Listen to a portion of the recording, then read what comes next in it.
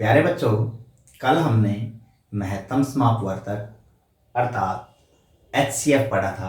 आज हम लघुत्तम समापवर्तक अर्थात LCM पढ़ेंगे।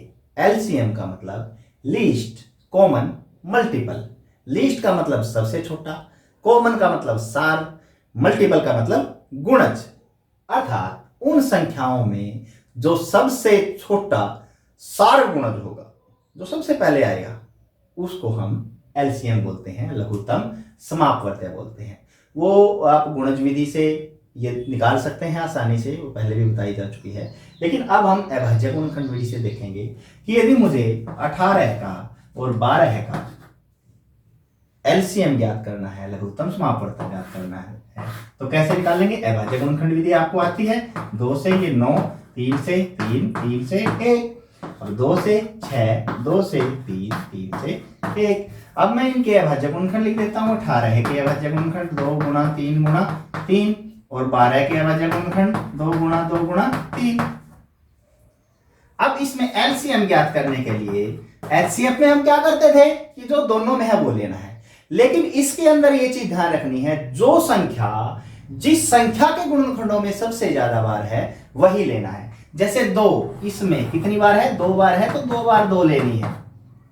3 इसमें ज्यादा बार कितनी बार है, 2 बार है तो 2 बार 3 लेना है। हमें अब गुणा करके लिखें, और तो कोई नहीं बचा है। 2 3 4, 4 3 12, 12 3 36। तो इन दोनों का 18 का और 12 का लघुत्तम समापवर्तक LCM क्या आया है, 36 आया है। ठीक है। अब और अगला प्रश्न करके देखते हैं। एक प्रश्न ये जल्दी जल्दी करके देखते हैं कि 10 के गुणनखंड आएंगे 2 से 5, 5 से 1, 2 से 7, 7 से 1, 2 से 3, 9 और 3 से 3, 3 से 1। ये मेरे पास 10 के गुणनखंड बने हैं, अभाज्य गुणनखंड 2 गुणा 5। आगे 14 के क्या बने हैं, 2 गुणा 7 और 18 के क्या बने हैं, 2 गुणा 3 गुणा 3। अब इसका LCM मैं क्या लूंगा, LCM मतलब लघुत्तम समापवर्तक क्या लूंगा। पहले 2 सब में एक बार ही आया तो एक बार ही 2 ले लेता हूं।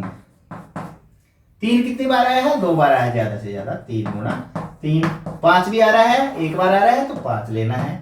7 भी आ रहा है एक बार तो 7 लेना है। अब इनकी गुणा करनी है। गुणा हम आसानी से कर सकते हैं। 7 5 35, 35 दूनी 70 और 70 में 630।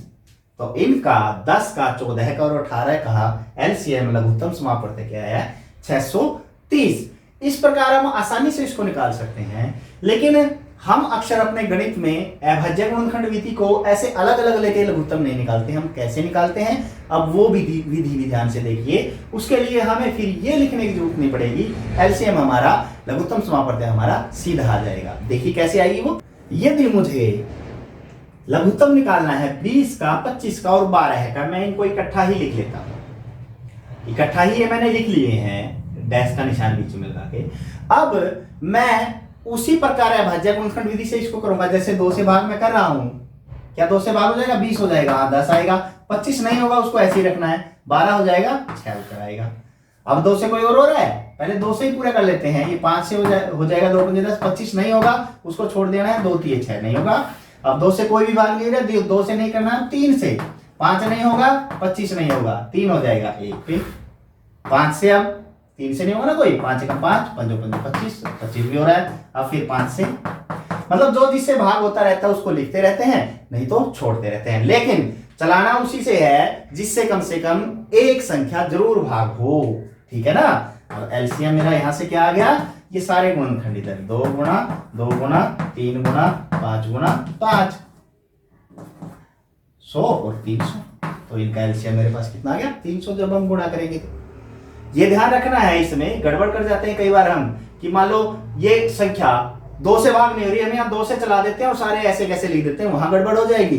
कम से कम एक संख्या जरूर भाग होनी चाहिए। एक और उदाहरण लेके देखते हैं। एक और उदाहरण ले लेते हैं 8 12 और 21 का। चलो 2 से हो जाएगा 4, ये भी हो जाएगा 6, 21 नहीं होगा, 21 को ऐसे कैसे छोड़ दिया।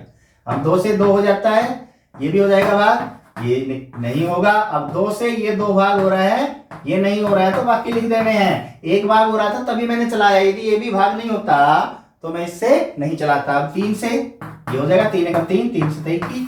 अब 7 से ही हो जाएगा, 7 एकम 7। अब इसका एलसीएम मेरे पास क्या आ गया, क्या आया, 2 गुणा 2 गुणा 2 गुणा 3 गुणा 7, गुणा करो, 2 दूनी 4, 4 दूनी 8, 8 3 24, और 24 सते 7 चौक 28 2, 7 दूनी 14 और 2 16, कितना हो गया 168 हमारे पास उत्तर आ गया। तो इस प्रकार हम एलसीएम लघुत्तम समापवर्ती आसानी से निकाल सकते हैं। आशा है आपको समझ में आ गए होंगे। अब ये प्रश्न कीजिए और अपने अध्यापकों को दिखाइए।